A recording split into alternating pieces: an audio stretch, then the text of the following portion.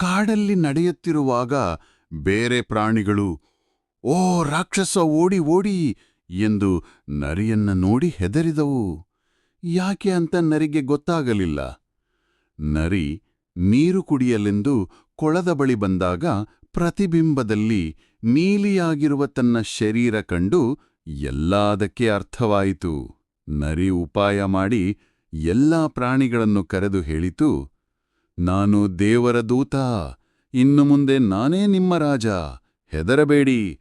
ಪ್ರಾಣಿಗಳದನ್ನು ನಂಬಿ ನರಿಯನ್ನು ತಮ್ಮ ರಾಜನಾಗಿ ಸ್ವೀಕರಿಸಿದವು. ನರಿ ಕಾಡಿನ ರಾಜನಾಗಿ ಸುಖವಾಗಿತ್ತು.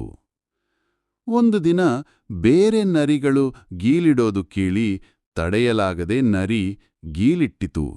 ಗೀಲನ್ನು ಕೀಳಿ ಬೇರೆ ಪ್ರಾಣಿಗಳಿಗೆ ಈ ವಿಚಿತ್ರ ಪ್ರಾಣಿ ಯಾರು ಎಂದು ತಿಳಿಯಿತು.